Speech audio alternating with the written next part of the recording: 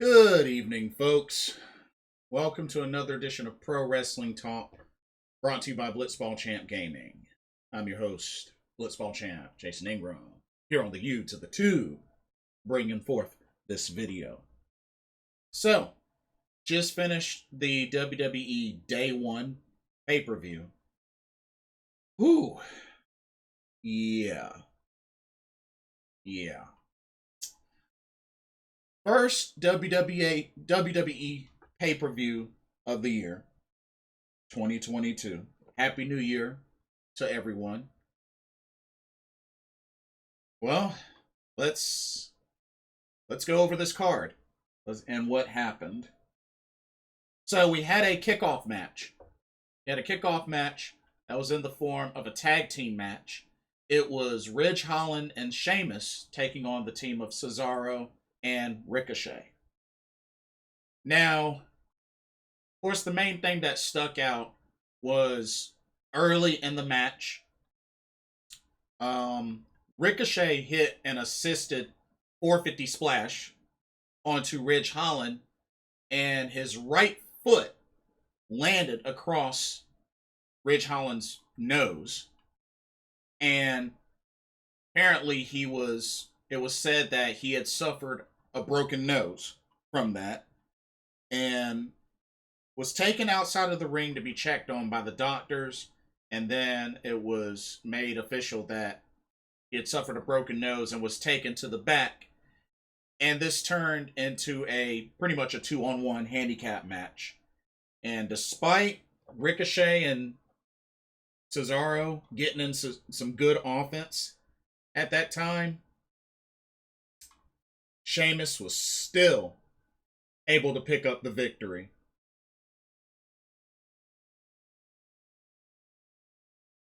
It was almost a 10-minute match, but who knows how much longer it might have been if Ridge Holland was still wrestling in this match.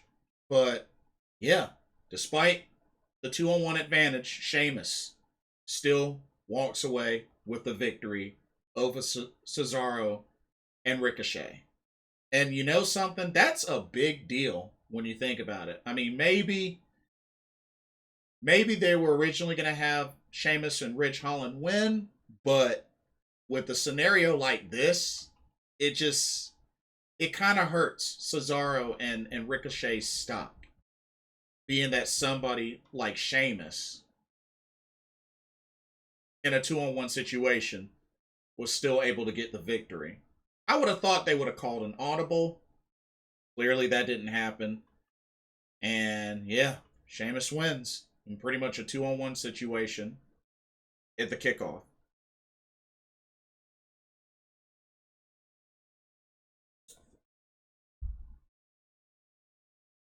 So to start off the main card for day 1, we had the SmackDown Tag Team titles on the line as the champs, the Usos, defended against the New Day of King Woods and Kofi Kingston.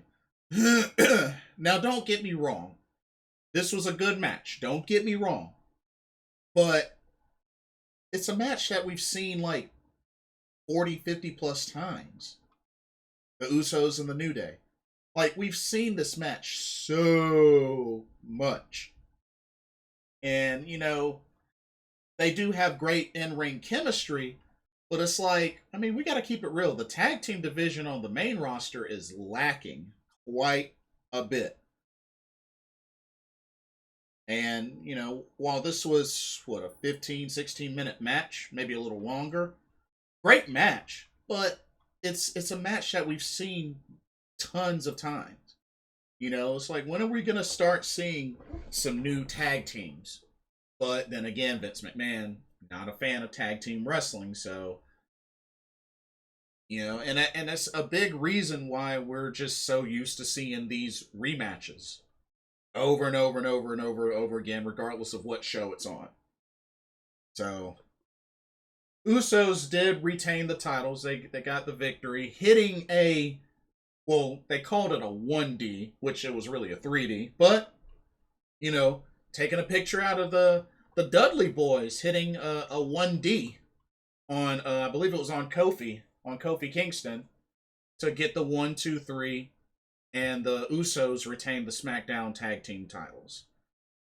Like I said, good match. It's just I was kind of bored because it's a match I've seen so many times up to now. You know what I mean? So I'm just ready for something new in the tag team division. I'm ready for something new. We had Drew McIntyre versus Madcap Moss, of course, accompanied by Happy Corbin.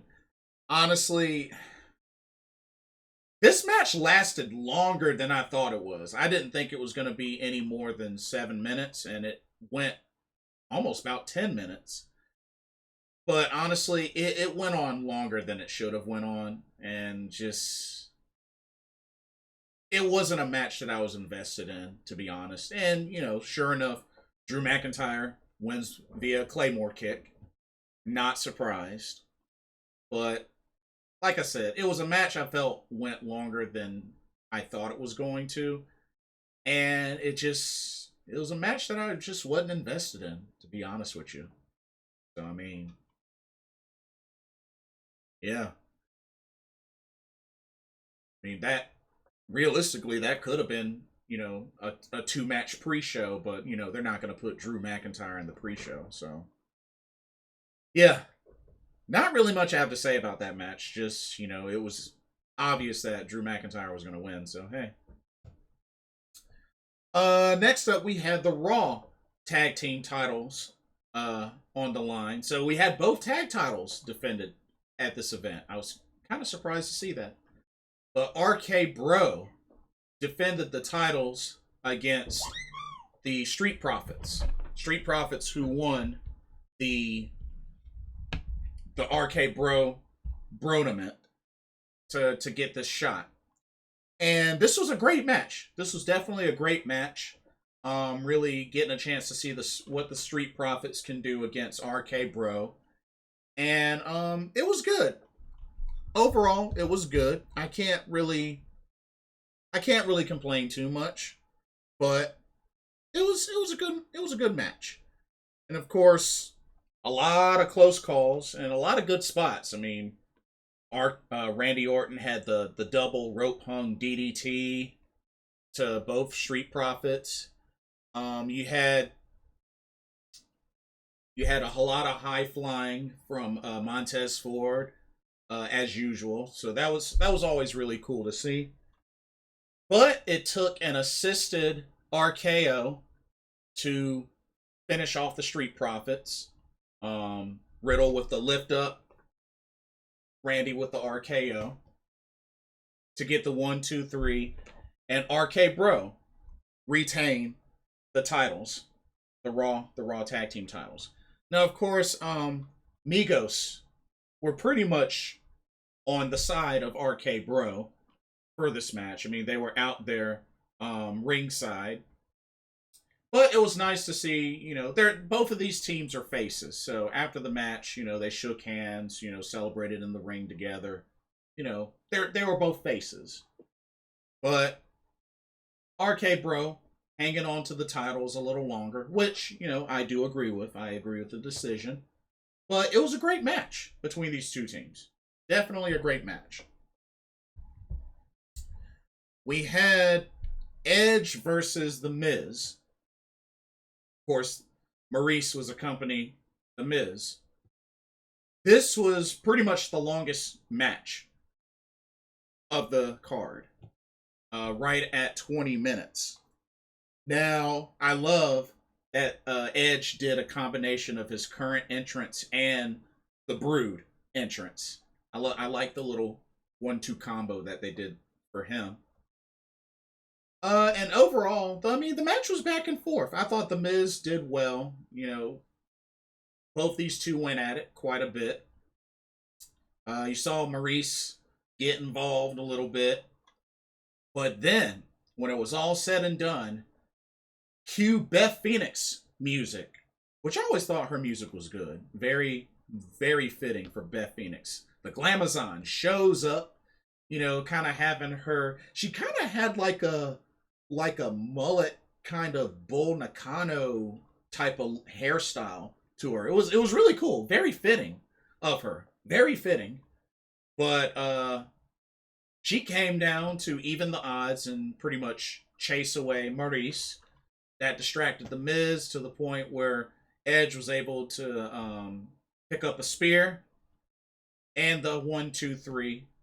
Edge defeats the Miz, and him and Beth Phoenix stand tall in the ring together.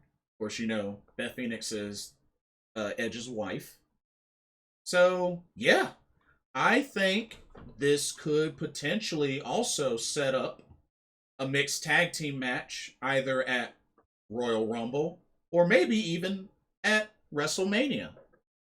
You know, the Miz Maurice, all while I'm not a fan of Maurice getting back into the ring and wrestling because I think she's trash in the ring. But mixed tag team match, those two versus Beth Phoenix and Edge. I mean, I would think Beth Phoenix and Edge would get that victory, but it's looking like that might happen either for Royal Rumble or for WrestleMania, because I definitely don't think this storyline is over between the Miz and Edge. I don't think it's over at all. So, but they had the longest match on this card. Edge picked up the victory, but I think it's not over between these two. And then the co-main event. The co-main event was the Raw Women's Championship match, as Becky Lynch defended once again against Liv Morgan. So this is a rematch from not too long ago on Raw. They had their title match on Raw where Becky Lynch stole the victory by getting the roll-up pin with her feet on the ropes. Or either her feet were on the ropes or she grabbed the rope. But she used the ropes for leverage. This match was about a good 18 minutes long, I believe. 17 or 18 minutes. And I have to say, the match had some decent moments, but it was kind of sluggish, kind of meh. A little kind of meh. One thing, the ref was, her counts, Aja Pereira, the ref, way too slow. Very slow counts throughout this whole match. So that was very noticeable. And when you think about it,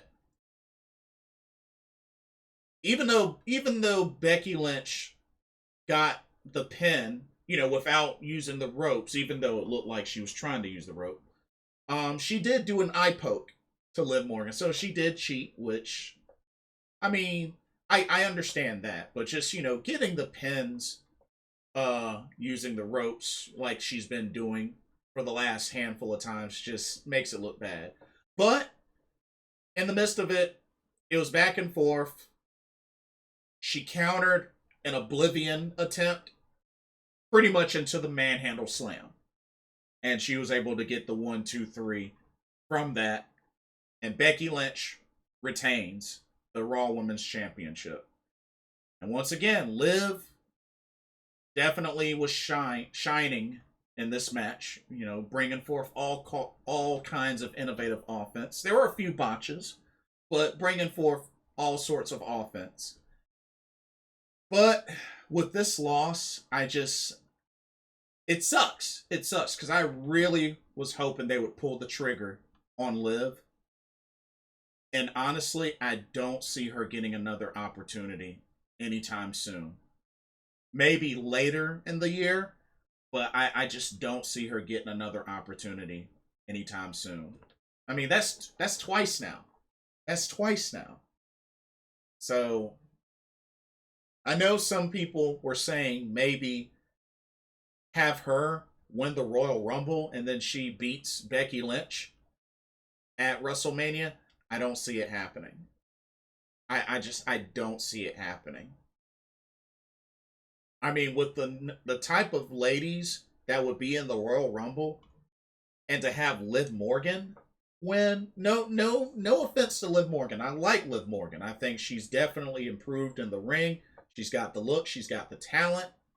You know, her mic work could probably use a little bit more work, but it's not trash. But I just don't. For her to go through all this and then for her to win the Royal Rumble, it just would not make sense to me. It wouldn't make sense to me. Not to mention, I'm expecting Bayley and Asuka to return at Royal Rumble. I was originally thinking Lacey Evans, but somebody informed me that she just had her baby not too long ago. I think 8 or 9 weeks ago, she just had her baby. So she's still gonna be on that maternity leave. So honestly, if that's the case, Lacey Evans probably won't be back until middle of the year, middle of 2022, like maybe a July, maybe an August sort of thing. So it's gonna be a while before we see Lacey Evans. You know, if she just had her baby. But yeah, I am not confident that Liv Morgan will get another title shot anytime soon. And if they have her win the Royal Rumble, that would be crazy. That would be really, really crazy if they have her win the Royal Rumble. But I do agree in that it looks like Becky Lynch is most likely going to hold the title until WrestleMania. I think that's safe to say. But we'll see. But right now, Big Time Bex is still your Raw Women's Champion. And I think she's definitely going to hold it until WrestleMania. But we'll see. And then we had the main event of WWE Day 1, which changed. So, it was originally... Well, when you think about it, check this out. This was originally supposed to be Big E defending the WWE Championship against Seth Rollins. That was originally what this main event was supposed to be. A singles match. Seth Rollins had become number one contender. It was supposed to be a one-on-one title match. Big E, Seth Rollins. And then Kevin Owens gets inserted into the picture through lying and taking advantage. And now it turned into a triple threat. Big E, Seth Rollins, Kevin Owens. And then Bobby Lashley gets inserted into the picture. And he gets added and becomes a fatal four-way because he beat Big E, Kevin Owens, and Seth Rollins in singles matches. So now Bobby Lashley. This becomes a fatal four-way. Big E, Seth Rollins, Kevin Owens, Bobby Lashley. And because we were originally supposed to have Roman Reigns defending the Universal Championship against Brock Lesnar, unfortunately, Roman Reigns ended up testing positive for COVID, so he wasn't able to compete. So they pull another audible, and they decided to add Brock Lesnar to the WWE Championship match to turn it into a fatal five-way. So you have Big E defending the title against Seth Rollins, Bobby Lashley, Kevin Owens, and Brock Lesnar. So you best believe once that was added, there was no way Big E was going to retain. No freaking way that Big E was going to retain. It's just not going to happen. And sure enough, which it wasn't that long of a match. It was like maybe 8 minutes long. It was not long of a match. Kevin Owens and Seth Rollins did their best to take out Brock Lesnar, and so did Bobby Lashley. I mean, there was a lot of spots with Seth Rollins and Kevin Owens working together, but ultimately, Big E, he had his moments as well. But Brock Lesnar went on an F5 spree, was put into the Hurt Lock. actually for a bit by Bobby Lashley. So that was a segment there. Bobby Lashley got hit by the big ending from Big E, and it looks like Big E was going to do the same to Brock Lesnar, but then, sure enough, just like with Kofi Kingston, Brock Lesnar F5's Big E, pins Big E, 1, 2, 3. Brock Lesnar is your new WWE champion.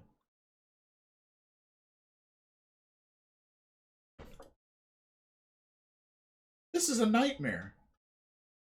Roman Reigns, Universal Champion. Brock Lesnar, WWE Champion.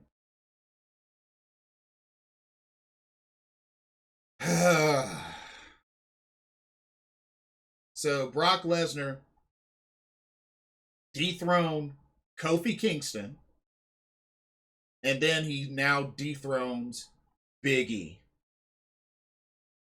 How ironic is that?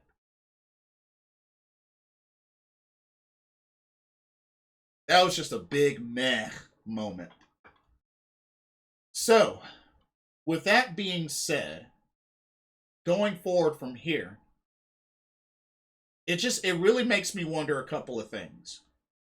Number one, this could potentially set up for Bobby Lashley to win the Royal Rumble and go on to WrestleMania and challenge Brock Lesnar for the WWE title. A matchup that a lot of people really want to see, which is understandable.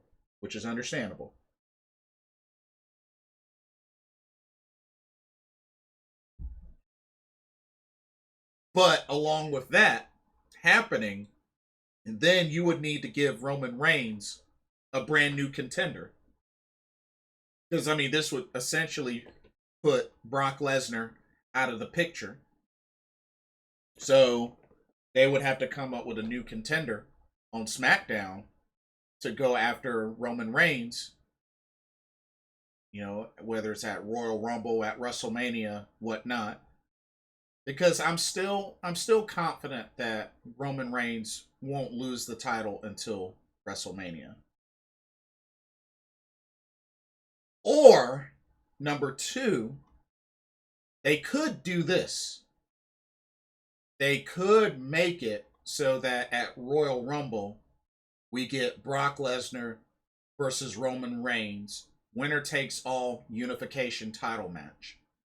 That way, the winner of the Royal Rumble will challenge the winner of that title unification match at WrestleMania. They might unify the titles, who knows? But they're gonna have to really figure out how they're gonna do this for Royal Rumble and for WrestleMania. But you got two heavy hitters as your main champions, Roman Reigns and now Brock Lesnar. So those are the only two things that I could really see happening going forward. With the outcome of day one, those are the only two things I could see happening. And it was also announced that Johnny Knoxville will be entering into the 2022 Royal Rumble. Which I'm pretty sure a big part of that is, you know, him promoting the new Jackass movie. So that's really the only reason I could see that happening. So it is what it is, though. Hooray for Johnny Knoxville, I guess. But yeah, overall, don't get me wrong. You know, a couple of the matches were all right. Just really, the only match I was fully invested in was Becky Lynch, Liv Morgan. That was really the only match that I was fully invested in. Because, like, you know, like I said, the Usos and the New Day was a great match, but it's a match I've seen so many times. So, I mean, yeah. And like I said, the main event ended up being a fatal five-way where, you know, originally this match was supposed to be a singles match. Big E, Seth Rollins. So, but hey, that's WWE logic and booking for you. So, but yeah, and that is how we open up the year for WWE with day one. Eh. So the only things they got coming up, they got New Year's Evil, NXT 2.0 New Year's Evil on Tuesday, and they have Royal Rumble at the end of this month. So gonna have to figure out the participants, Royal Rumble participants, and the storylines they're gonna start building up for Royal Rumble. So we shall see. We shall see. But I'm at least predicting that for Royal Rumble, I expect Dakota Kai, Io Shirai, Bayley, Asuka. I expect those ladies to be in the Royal Rumble. And honestly, I'm picking Bayley to win the Royal Rumble. And with the potential scenario that they have, I think it's probably going to be Bayley and Bobby Lashley winning the 2022 Royal Rumble for the women and for the men. I think Bayley makes her return at Royal Rumble, and I could see her winning it. I could see her winning it. Yep, I could see her winning it.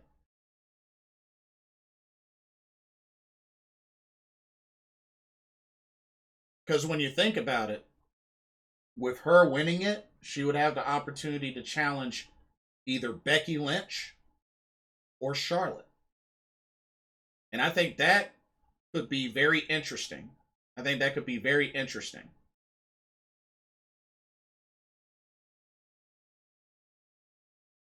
Or if you really, really, really want to make things right, if you want to really make things right,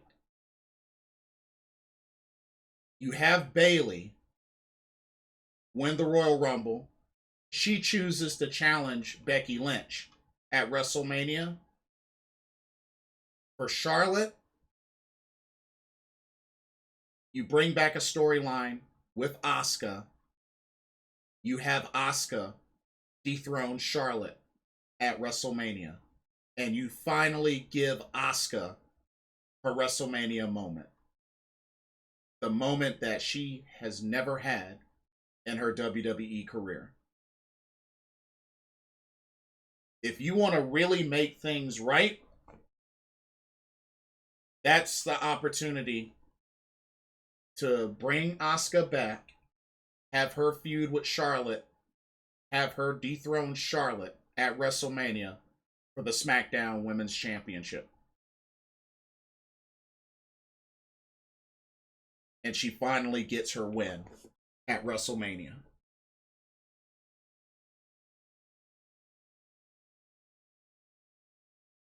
And honestly, because if you ask me, as far as Charlotte, either Asuka or Sasha Banks needs to be the one that dethrones Charlotte at WrestleMania. Because remember, Sasha Banks hasn't won on WrestleMania soil either. So, something to think about. I think that's a great opportunity to make one of those two things right. Me personally, I think it should be Asuka, but if it's Sasha, that's a good start. But we'll see what happens. But I'm picking Bayley and Bobby Lashley to win the Royal Rumbles. Those are my picks right now. They may change by time before Royal Rumble happens, but right now I'm picking Bobby Lashley and Bayley based upon what's going on right now.